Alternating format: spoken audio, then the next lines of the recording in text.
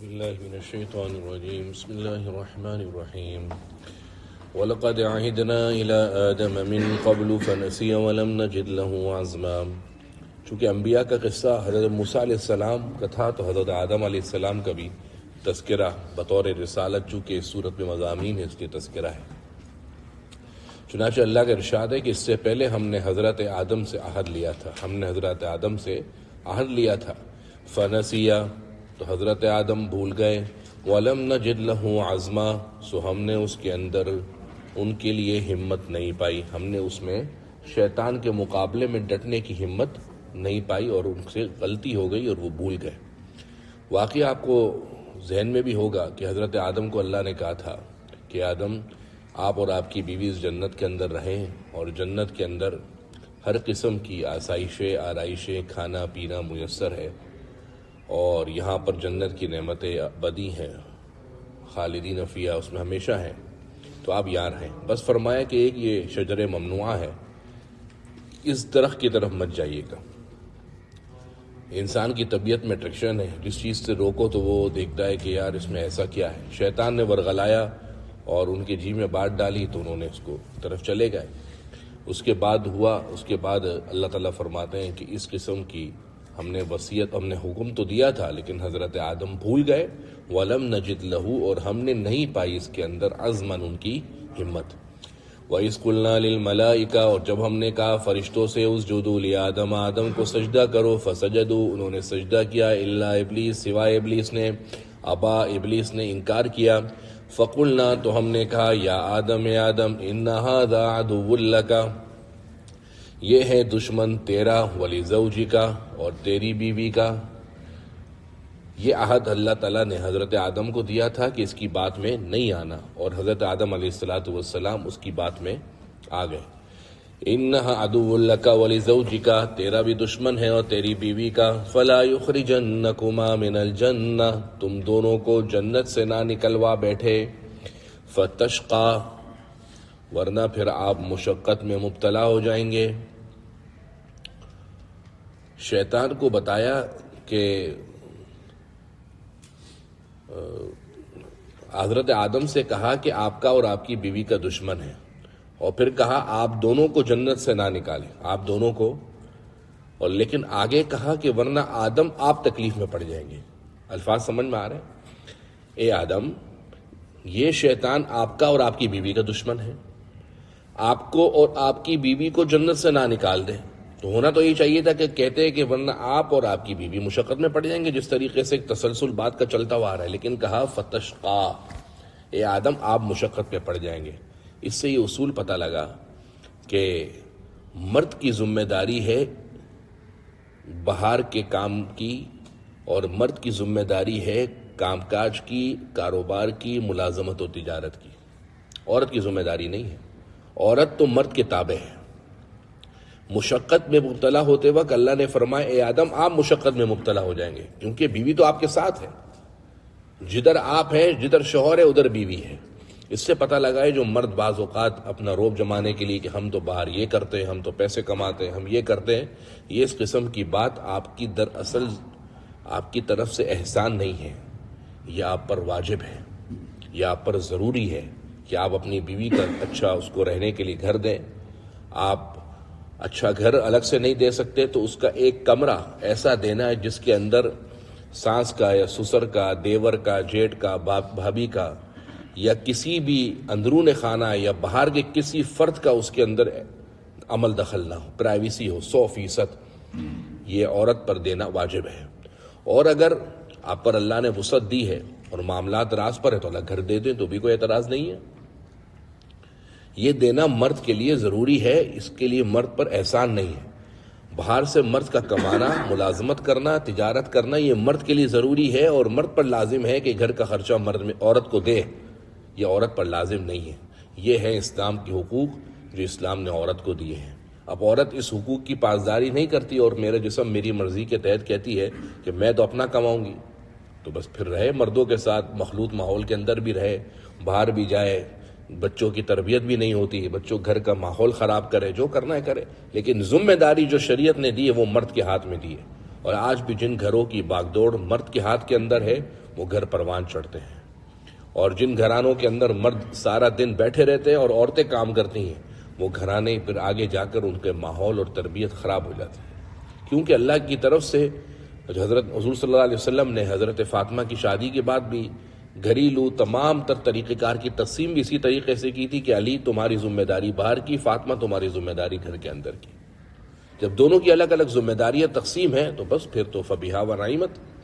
لیکن اگر کوئی عورت باہر جاتی ہے اور ملازمت کرتی ہے یا تجارت کرتی ہے اور تو بلا ضرورت تو نہیں کرنی چاہیے، اور اگر ضرورت ہے، آج کل سب کے گھروں کے اخراجات بڑھ جاتے ہیں، تو اس صورت کے اندر اگر مزید کسی حقوق کی حق تلفی نہ ہو اور مخلوط ماحول میں جانا نہ ہو، غیر محرم سے مخلوط نہ ہو، کسی سے خلوت نہ ہو، پردہ مکمل ہو، تو اس صورت کے اندر باہر نکل کر کرنے کی کچھ شریعت نے دوسری شرائط کے تحت گنجائش دی ہے، ورنہ اصل کام یہ مرد کا ہی ہے۔ اور ساتھ ہی اللہ نے فرمایا ان لک الا تجوع فیہا، اے آدم آپ اس جنت میں بھوکے نہیں رہیں گے، ولا تعرا اور نہ ہی آپ ننگے رہیں گے، وانک لا تظمأ فیہا اور نہ ہی آپ کو اس میں پیاس لگے گی، ولا تضحا اور نہ ہی آپ کو وہاں پر دھوپ لگے گی۔ بھٹو نے 3 باتیں کہی تھی، روٹی، کپڑا اور مکان، جبکہ اللہ کے نزدیک روٹی، کپڑا اور مکان کے ساتھ پانی بھی ہے جو انسانی طبیعت کی ضرورت ہے۔ چنانچہ فرمایا کہ آپ کو یہاں بھوک نہیں لگے گی، یعنی آپ کو کھانا ہر وقت میسر ہوگا۔ ولا تارا، اس سے بھوک ہے یعنی روٹی، ولا تارا یعنی آپ کو بہترین سہولت پوشاک آپ کے جسم پر ہوگی، وانک لا تظمأ فیہا پینے کے سارے مشروبات میسر ہوں گے، ولا تضحا اور دھوپ نہیں لگے گی کا مطلب سر ڈھکنے کے لیے مکان ہو۔ ہر مرد اپنی عورت کو، اپنی بیوی کو یہ 4 نفقے، یہ 4 چیزیں دینے کا ذمہ دار ہے۔ اپنی بیوی، اپنے بچے اور والد، یہ واجب ہے اپنی بیوی کا خرچہ اٹھانا اور اپنے بچے کا خرچہ اٹھانا۔ یا آپ اگر کوئی بندہ سمجھتا ہے کہ میں تو یہ کر رہا ہوں تو یہ میں نکال دیں کہ میں کر رہا ہوں، یہ میں نہیں ہے، یہ واجب ہے آپ پر، فرض ہے، ضروری ہے۔ اور والدین کا خرچہ اٹھانا اس وقت فرض ہے کہ اگر والدین مجبور ہوں، بڑی عمر ہو گئی ہے، بچے کہیں ہیں، ایک بچہ باہر ہے کہ آپ کے پاس والدین ہیں اور معذور ہے یا مجبور ہے اور وہ ان کے پاس کوئی اور ذریعہ یا وسیلہ نہیں ہے، تو اس صورت کے اندر پھر اس صورت میں والدین کا بھی خرچہ اٹھانا اولاد کے اوپر واجب ہے۔ اور کیا خرچہ؟ نمبر 1 اللہ تجوع کھانے کا، نمبر 2 لا تعرا پہننے کا، نمبر 3 انک لا تظمأ پیاس کا، نمبر 4 لا تضحا یعنی مکان کا۔ یہ 4 قسم کے نفقے ہر مرد اپنی بیوی کو اور اپنے بچوں کو جب تک وہ نابالغ ہیں دینے کا ازروع شریعت ذمہ دار ہے اور اس پر واجب ہے۔ اور ان 4 چیزوں کے علاوہ مرد جو بھی کرتا ہے وہ تبرع ہے، احسان ہے۔ وہ کیا ہے؟ جسے بعض اوقات بیویاں کہہ دیتی ہیں کہ ہم پر اپنے ساس سسر کی خدمت تو نہیں ہے، تو وہ کہتا ہے اب گھر کا ماحول بنانے کے لیے مفتی صاحب کیا کریں؟ تو میں اس کو کہتا ہوں کہ بھائی اس کا حل یہ کہ آپ اس سے کہو کہ میرے ذمہ تو یہ 4 چیزیں ہیں کہ میں تمہیں بھوکا نہیں رکھوں گا، پیاسا ہی نہیں رکھوں گا، تمہیں رہنے کے لیے مکان دوں گا یا کمرہ دوں گا اور تمہیں پہننے کے لیے سوٹ دوں گا۔ اس کے علاوہ اگر تمہارے پاس موبائل ہے میں نے دیا ہوا ہے، یہ تبرع ہے، فرض نہیں ہے۔ تو جب تم ساس سسر کی خدمت نہیں کر سکتی، اس کو اپنے لیے ضرور احسان سمجھ کر نہیں کر سکتی، تو پھر میں بھی تم کو موبائل نہیں دلاتا۔ 3 پوشاکیں فرض ہیں دینا۔ کتنی پوشاکیں؟ 3 سوٹ، برانڈڈ نہیں، عام پوشاک جس کو عورت پہن کر اپنا سطر چھپا سکے۔ 3 سے اوپر سوٹ ہے تو وہ مرد کی طرف سے احسان ہے۔ بیوی کہے کہ بھائی ساس سسر کی خدمت تو فرض نہیں ہے، وہ اس کو کہہ دیں بھائی پھر 3 سوٹ سے اوپر دینا بھی فرض نہیں ہے، پھر تو میں 3 سوٹ رکھوں گا۔ معلوم ہوا کہ یہ رشتہ خاندانی آئلی خاندان ہے، یہ اصول پر نہیں چلتا، یہ رشتے اصول پر نہیں چلتے، یہ رشتے اخلاق اور محبت سے چلتے ہیں۔ جہاں اخلاق اور محبت سے یہ رشتے پروان چڑھ سکتے ہوں وہاں ساس سسر کی خدمت بھی کرے، شوہر کی بھی خدمت کرے، شوہر اپنی بیوی کی بھی خدمت کرے، سب مل کر اپنے بچوں کی خدمت کریں، اور اس کو اپنے اوپر سے یہ نہیں سمجھے ہم بوجھ اتار رہے ہیں۔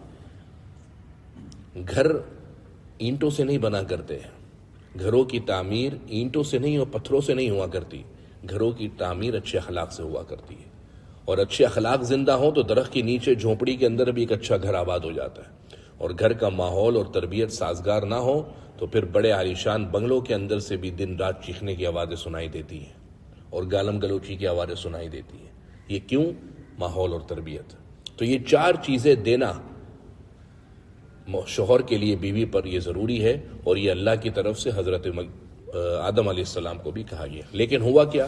فوسوس الیہ الشیطان، شیطان نے ان کو وسوسہ ڈالا اور قالا کہا، یا آدم، اے آدم، هل ادلک، کیا میں تمہیں بتلاؤں، علی شجرۃ الخلد، ایسا درخت جس کو تم کھاؤ گے تو ہمیشہ ہمیشہ کے لیے جنت میں رہو گے، وملک، اور ایسی بادشاہت جنت میں ملے گی، لا یبلا، جو کبھی ختم نہیں ہوگی. بلا کا مطلب پرانا ہونا، یعنی ختم ہونا. اس درخت کو اگر آدم تم نے کھا لیا، دراصل آدم مسئلہ یہ ہے کہ یہ فرشتے جو ہے نا، یہ چاہتے ہیں تم جنت میں ہمیشہ نہیں رہو، لہٰذا تم ایسا کرو، یہ جو درخت ہے اس درخت کے قریب جاؤ اور اس کے پتے کھا لو، اس کا میوہ کھا لو، تو ہوگا یہ کہ شجرۃ الخلد، یہ پتے کھانے کے بعد تم ہمیشہ کے لیے جنت کے باسی ہو جاؤ گے، اور اس کے ذریعے سے جنت کی جو بادشاہت ملے گی ختم نہیں ہوگی.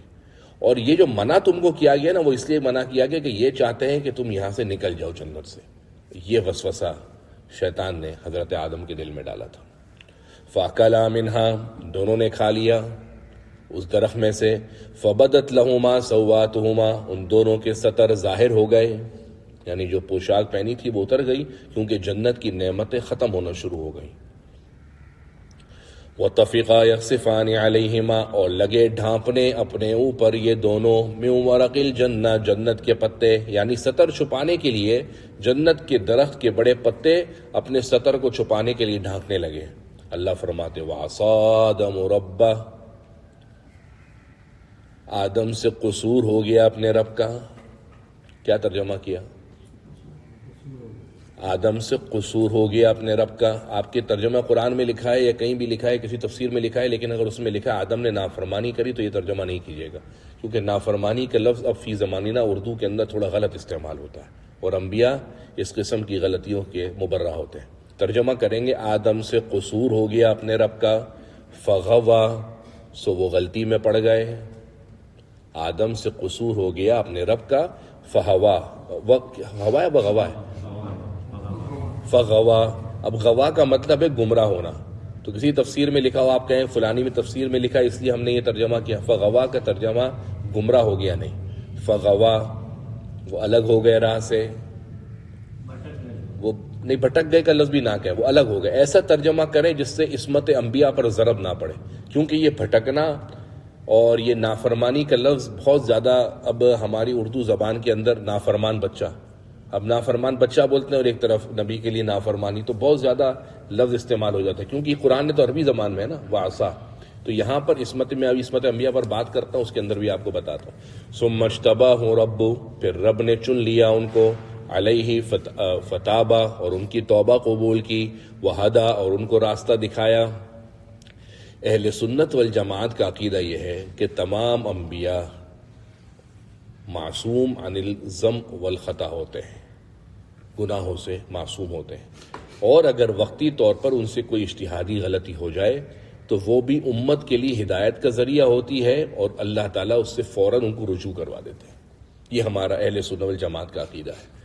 جب عقیدہ یہ ہے تو حضرت آدم کے لیے یہ کہنا کہ نافرمانی ہوئی، یہ حضرت آدم راہ بھٹک گئے، یا حضرت آدم نے گمراہ ہو گئے، اس قسم کے الفاظ اگر کسی کو استعمال کرنے بھی ہوں تو وہ صرف قرآن کی آیت کے ساتھ خاص ہے.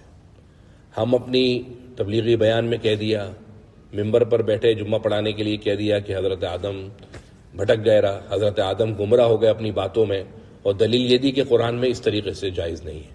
کیونکہ ادب کا تقاضا یہ ہے کہ ہم صرف قرآن کا ترجمہ کرتے وقت زیادہ سے زیادہ کر لیں، اس کے علاوہ اپنی بول چال کے اندر یہ ترجمہ اور یہ لفظ استعمال نہ کریں، بلکہ یوں کہہ دیں کہ حضرت آدم سے کچھ خطا ہو گئی.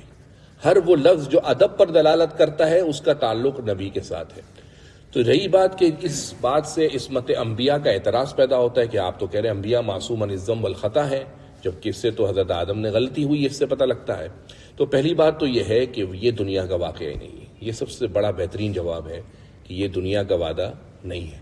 یہ تو بات دنیا کے لیے نا، ابھی تو دنیا بنی نہیں تھی، تو دنیا تو بات کی بات ہے. دنیا حضرت آدم کو تو دنیا میں بعد میں بھیجا گیا، یہ تو جنت کی بات چل رہی. دوسری بات یہ ہے کہ حسنات الابرار سیئات المقربین، کہ بعض اوقات نوکروں کا، جو نوکر ہوتے ہیں، ان نوکروں کا اچھا عمل وزراء کے لیے پکڑ کا ذریعہ بن جاتا ہے. کیوں؟ کیونکہ وزراء قریب ہوتے ہیں. اس کو حضرت حسن فرماتے ہیں حسنات الابرار، یعنی نیکوکاروں کی نیکیاں، سیئات المقربین، اللہ کے مقرب بندوں کی برائیاں ہوتی. کیسے؟ عصر کی اس سے پہلے 4 رکعت سنت پڑھتے ہیں. ابو داود کی روایت رحیم اللہ عمران صلی قبل العصر اربعا، اللہ کے نبی نے فرمایا اللہ اس شخص پر رحم فرمائے جو عصر سے پہلے 4 رکعت پڑھے. اب یہ سنت غیر مؤکدہ ہے، جو پڑھے گا ثواب ہے، اللہ کی رحمتیں، اللہ کے حضور صلی اللہ علیہ وسلم کی دعا ہے اس پر اتریں گی، لیکن جو نہیں پڑھے گا اس پر گناہ نہیں ہے. تو نیکوکار نہیں پڑھے کوئی مسئلہ نہیں ہے، لیکن جو اللہ کا مقرب بندہ ہے اگر وہ نہیں پڑھے گا تو اس کی پکڑ ہو جائے گی. اس کی کیا ہو جائے گی؟ یہی بات حضرت آدم کے ساتھ اس معاملے میں ہے کہ عام بندے کے لیے تو یہ نیکی ہے کہ کوئی اتنا بڑا مسئلہ نہیں تھا، لیکن حضرت آدم چونکہ اللہ کے پہلے پیغمبر رسول اور انتہائی قریبی تھے، اس قریبی ہو جانے کی وجہ سے اس قسم کی پکڑ ہو گئی. یہ دوسرا جواب ہے جو عصمت انبیاء کے اوپر دیا جاتا ہے. اور اوپر جو پہلی آیت تھی فَنَسِيَ وَلَمْ نَجِدْ لَهُ عَزْمًا، وہاں پر بھی اگر یہی بات ہو کہ حضرت آدم سے بھول ہو گئی تو بھول تو معاف ہے.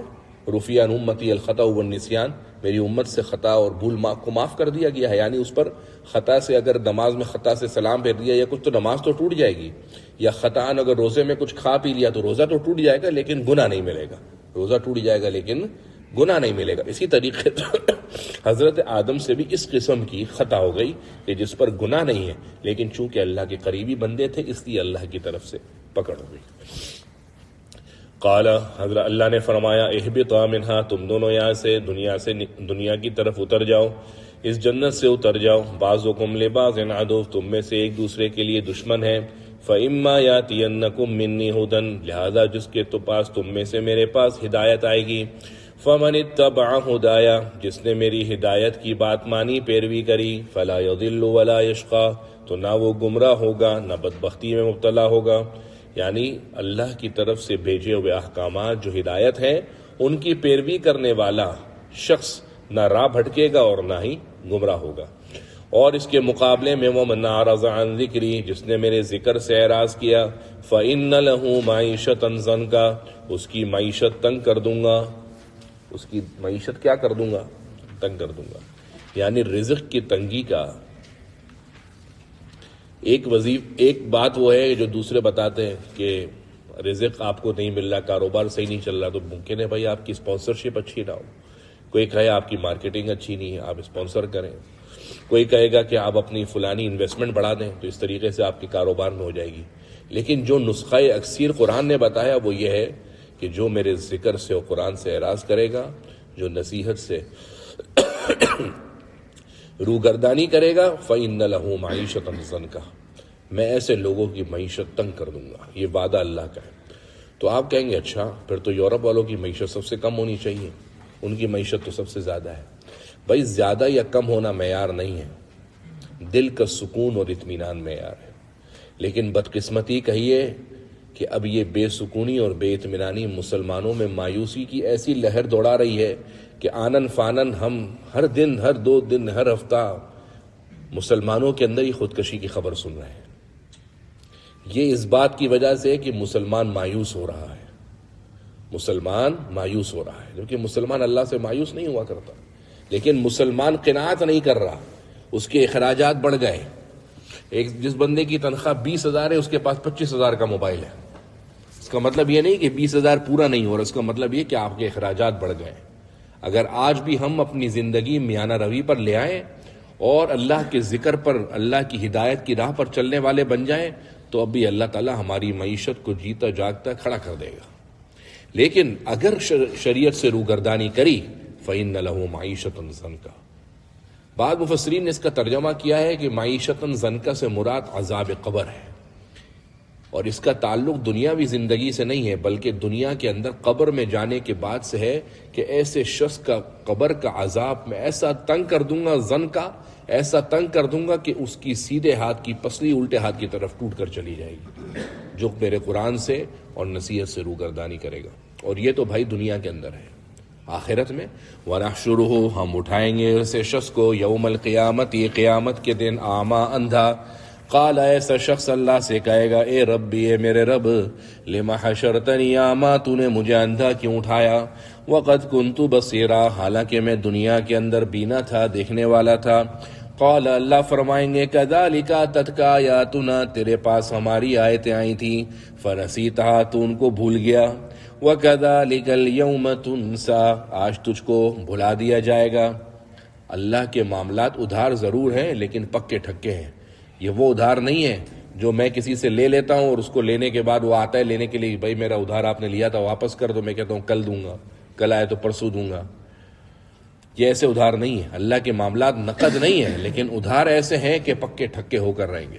وَكَذَلِكَ نَجْزِي مَنْ أَسْرَفَ اسی طریقے سے ہم بدلہ دیتے ہیں اس کو جو حد سے تجاوز کرے. وَلَمْ يُؤْمِنْ اور ایمان نہ لائے بِآيَاتِ رَبِّ اپنے رب کی آیتوں پر. وَلَعَذَابُ الْآخِرَةِ آخرت کا عذاب اشد زیادہ سخت ہے وَأَبْقَىٰ اور زیادہ دیر پا اور باقی رہنے والا ہے. افلم یہد لہم کیا ان کو ہدایت اس بات سے نہیں ملی کہ کم اہلکنا قبلہم کتنے ہی لوگوں کو ہم نے ان سے پہلے ہلاک کر دیا من القرونی بستیوں میں سے یمشونا چلا کرتے ہیں وہ لوگ فی مساکنہم اپنے اپنے گھروں میں. وہ لوگ ان گھروں کے اندر ان کھنڈرات کے اندر چلتے ہیں جن بستیوں کو ہم نے ہلاک کر دیا تھا. تو کیا ان کو یہ بات بھی ان کے لیے ہدایت کا ذریعہ نہیں بنی؟ ان فی ذالک بلا شبہ اس میں نشانی لآیات نشانیاں ہیں لأولی النہی عقل مندوں کے لیے لأولی النہی عقل مندوں کے لیے. ولولا کلمۃ سبقت من ربک اگر بات نہ ہوتی جو گزر گئی آپ کے رب کی طرف سے لکان لزاما تو عذاب لازمی طور پر آ جاتا واجل مسمى اور مدت مقررہ نہیں ہوتی. یعنی دو باتیں ہیں, عذاب تو ان پر آ کر رہے گا لیکن دو باتیں ہیں. نمبر ایک تو اللہ کی طرف سے بات گزر نہ گئی ہوتی, یعنی اللہ نے کہہ دیا ہے کہ بھائی ایسے گناہ کے اوپر ان پر عذاب آئے گا. اگر یہ بات نہ ہو وَأَجَلٌ مُّسَمًّى اور ایک وقت مقررہ جو لوح محفوظ اور تقدیر میں لکھی وہ نہ ہو تو ان کے گناہ ایسے ہیں کہ ان پر ابھی ابھی عذاب آ جائے. لہذا فاصبر علی ما یقولون یہ نبی جو وہ کہہ رہے ہیں آپ اس پر صبر رکھیے, خاطر رکھیے. وَسَبِّحْ بِحَمْدِ رَبِّكَ اپنے رب کی تسبیح بیان کیجئے قبل طلوع الشمس سورج طلوع ہونے سے پہلے یعنی فجر کی نماز. وقبل غروبها اور غروب ہونے سے پہلے یعنی عصر کی نماز. وَمِنْ آنَاءِ اللَّيْلِ اور رات کے حصے کے اندر فسبح تسبیح بیان کیجئے یعنی مغرب اور عشاء. وَأَطْرَافَ النَّهَارِ اور دن کے طرفوں میں یعنی دن کے پہلے طرف کا آخری حصہ ظہر ہے. دن کے دو حصے ہیں نا, کیا آفٹر نون اور دوسرا کون سا نون؟ ایوننگ اور آفٹر نون یہ ہوتا ہے. ہاں دن کے دو حصے ہوتے ہیں, ایک صبح کا حصہ ہے جو ظہر پہ ختم ہے اور ایک دوسرا حصہ ہے جو ظہر سے شروع ہو کر مغرب پہ ختم ہے. تو پہلے حصے کا آخری اور دوسرے حصے کا پہلا وہ کیا ہے؟ ظہر. تو ظہر کی نماز و اطراف النہاری دن کے طرف. لعلک ترضی تاکہ اللہ آپ سے راضی ہو جائے. معلوم ہوا کہ دنیا والوں سے اگر آپ غلط سلوک کریں گے یا ان سے انتقام لیں گے تو مزید تناؤ کی کیفیت پیدا ہوگی. لہذا تسلی کا سامان یہ ہے کہ دو باتیں. نمبر ایک اللہ کی طرف رجوع کر لیں, صبر کریں. فاصبر علی ما یقولون اے نبی آپ کیا کریں؟ صبر کریں. اللہ تعالیٰ کہہ نبی کو رہے ہیں, بول نبی کو رہے, لیکن سنا مجھے اور آپ کو رہے ہیں کہ لوگوں کی باتوں پر کیا کریں؟ صبر کریں. لوگوں کے منفی رویوں کو درگزر کریں, تجاہل عارفانہ کریں, سنتے بنتے جانچتے پوچھتے www.ignore.com کریں کہ بالکل اگنور کی وجہ سے آپ نے کچھ سنا ہی نہیں, کسی کے بالکل رویوں سے تجاہل عارفانہ کریں. ایک بات. دوسری بات اللہ سے لو لگا لیں. اللہ سے اپنے معاملات استوار رکھنے والا شخص مخلوق کے آگے رسوا نہیں ہوتا, اور جب اللہ سے تعلقات پر دراڑ پڑتی ہے تو مخلوق بھی سامنے آپ کے سامنے سینہ تان کر کھڑی ہو جاتی ہے. اور جب بندہ اللہ کے سامنے سر جھکا کر کھڑا ہوتا ہے تو ساری مخلوق ایسے بندے کے سامنے سرنڈر اور سر تسلیم میں خم کیے کھڑی ہوتی ہے. نمبر ایک صبر اور نمبر دو نماز. نمبر ایک صبر, نمبر دو نماز. اور یہ نسخہ بتانے والا کوئی عالم مفتی شیخ الحدیث اور علامہ نہیں ہے, یہ نسخہ بتا رہا ہے اور نسخہ اکثیر مجرب اللہ بتا رہا ہے. صبر اور نماز, صبر اور نماز یہ دو جز ہیں. وَلَا تَمُدَّنَّ عَيْنَيْكَ ان دو چیزوں کا تعلق کرنے سے ہے, صبر اور نماز. اور ایک اور چیز جس کا تعلق نہ کرنے سے, وہ کیا ہے؟ وَلَا تَمُدَّنَّ عَيْنَيْكَ اپنی آنکھیں مت پھیلائیے إِلَىٰ مَا مَتَّعْنَا بھی ان لوگوں کی طرف جس کو ہم نے دنیا دے رکھی ہے برتنے کے لیے. ازواجا منہم، طرح طرح کی، زہرت الحیات الدنیا، یہ سب دنیاوی زندگی کی رونق ہے، لنفتنہم فی، تاکہ وہ لوگ اس کے اندر مبتلا رہیں، آزماتے رہیں۔ اور ان چیزوں سے صرف میں اور آپ نہیں کہ اس کے پاس تو اتنا ہے، ان کے پاس تو ایسی سہولت ہے، ان کے پاس تو ایسی ٹیکنالوجی ہے۔ حضرت عمر ابن خطاب امیر المؤمنین جیسا صحابی رسول بھی متاثر ہو گئے۔ حضور صلی اللہ علیہ وسلم کے پاس آئے اور دیکھا کہ آپ صلی اللہ علیہ وسلم کی کمر مبارک کھلی ہوئی ہے اور اس پر چٹائی، موٹی چٹائی کے اثرات ہیں، نشانات پڑے ہوئے، ضرب جو بعض اوقات ان چٹائیوں کی وجہ سے پڑ جاتے ہیں۔ تو حضرت عمر نے کہا کہ کہاں قیصر و کسریٰ کے حاکم اور اللہ نے ان پر کتنے بڑے دروازے کھول دیے، اور اے نبی آپ کے ساتھ ایسا ہے۔ تو آپ نے فرمایا عمر کیا تم اس بات میں پڑ گئے ہو؟ اللہ تعالیٰ نے ان کو یہ سب دنیا کی نعمتیں اس لیے دی ہیں تاکہ وہ اس میں پڑے رہیں، اور ہمارے لیے تو آخرت ہے، ہمارے لیے تو آخرت ہے۔ لہٰذا کسی کے اچھا ہونے سے فلانا اچھا، فلانے کی پوشاک اچھی، فلانے کی گاڑی اچھی، فلانے کا گھر اچھا، فلانے کے پاس یہ میدان ہے، فلانا یہ کر سکتا ہے، اپنی آنکھیں ان چیزوں کی طرف پھیلائیے مت۔ ہو گئی ہے کہ ناشکری پیدا ہوگی۔ آپ کے پاس اچھی بھلی گاڑی موجود ہوگی، لیکن دوسرے کی اچھی گاڑی دیکھ کر آپ کو تکلیف ہوگی، آپ کو اپنی نعمت کی ناشکری، اور جب ناشکری پیدا ہوگی تو نعمت چھن جائے گی۔ جب یہ اللہ کے نبی صلی اللہ علیہ وسلم کی دعاؤں میں سے ایک دعا تھی، اللہم لا تنزع منی صالح ما اعطیتنی، کہ اللہ جو تو نے نعمت دی اس کو چھیننا مت۔ اور آپ صلی اللہ علیہ وسلم پناہ مانگا کرتے تھے، اللہم انی اعوذ بک من زوال نعمتی، کہ اللہ نعمت مل جائے اور پھر زائل ہو جائے، تیری پناہ میں آتا ہوں، کیونکہ عیش و عشرت کی زندگی کے بعد تنگی کی زندگی برداشت کرنا آسان نہیں ہے۔ یہ اسی وقت ہے جب ناشکری پیدا ہوتی ہے۔ لہذا اپنی آنکھوں کو نیچا رکھیں اور شکر کی فضا رکھیں۔ آپ کے پاس اللہ نے بڑی نعمت دی، آپ ان نعمتوں پر فوکس رکھیں اور دوسروں کی دنیا کی نعمتوں پر نظر نہ رکھیں۔ سب اللہ فرما رہے ہیں زہرت الحیات الدنیا، بس دنیا کی زندگی کی رونق ہے، اور اس لیے لنفتنہم فی، پڑے رہیں اس کے اندر کیا رہیں؟ پڑے رہیں۔ ورزق ربک، اور آپ کے رب کا رزق خیر، بہتر ہے، وابقیٰ، اور باقی رہنے والا ہے۔ وامر اہلک، اور اے نبی اپنے گھر والوں کو حکم دیجئے، بالصلاۃ، نماز کا، واصطبر علیہا، اور خود بھی اس پر قائم رہیے۔ کہ نبی کو رہیں، سنا مجھے اور آپ کو رہیں، کہ آپ خود جتنے ہی صالح اور نیکوکار بن جائیں، اصل نیکی آپ کی دکھے گی آپ کی اولاد اور گھر والوں سے۔ آپ خود صف اول کے نمازی ہیں اور بچہ نماز پڑھنے ہی نہیں آتا، سب فضول اور بیکار نہ ہو جائے۔ تربیت کا ایسا آپ کا کام کہنا ہے بچہ نہیں پڑھتا نہ پڑھے، آپ کا کام تو تربیت کرنا ہے، آپ کا کام تو بولنا ہے، آپ کا کام ہے گھر میں بات چلانا۔ یہی وجہ ہے کہ کتابوں میں محدثین نے لکھا کہ جب یہ آیت نازل ہوئی کہ اے نبی اپنے گھر والوں کو نماز کا حکم کیجیے اور اس پر آپ خود بھی قائم رہے، اس کے بعد سے آپ صلی اللہ علیہ وسلم فجر کی نماز کے لیے حضرت علی اور فاطمہ کے مکان کے باہر جا کر زور زور سے کہا کرتے تھے، الصلاۃ الصلاۃ، علی اور فاطمہ نماز کے لیے اٹھ جاؤ، علی اور فاطمہ نماز کے لیے اٹھ جاؤ۔ تو یہ انبیاء کی سنت ہے کہ لوگوں کو نماز کے لیے اٹھانا، اور جب خود اٹھ جائیں تو دوسرا حکم اپنے گھر والوں کو اٹھاؤ۔ فجر کی نماز کے لیے آ رہے ہیں، اپنے گھر والوں کو ترغیب دیتے ہوئے آپ کا کام دروازہ دستک دینا ہے، ان کے دل کے دروازے پر دستک دینا پھر اللہ کا کام ہے۔ آپ کا کام ہے ان کے گھر کے دروازے پر دستک دینا۔ موبائل کی سہولت میسر ہے، ہمارے یہاں بڑے اچھے نمازی ہیں، روز 28 بندوں کو فون کر دیں، روز پہلی صف میں بیٹھ کر 28 بندوں کو روزانہ فون کر کے اٹھاتے ہیں کہ بھائی سب نے کہا ہوا ہے ہمیں اتنے بجے اٹھا دینا، ایک بولتا ہے فجر کے لیے اتنے بجے، تو روز ان کا کام ہے 28 بندوں کو فون کرنے کا، کتنے 28 بندوں کا ثواب لے کر جا رہے ہیں۔ لہٰذا یہ نبی اپنے گھر والوں کو نماز کا حکم دیجئے اور خود واصطبر علیہ، خود بھی اس پر قائم رہیے۔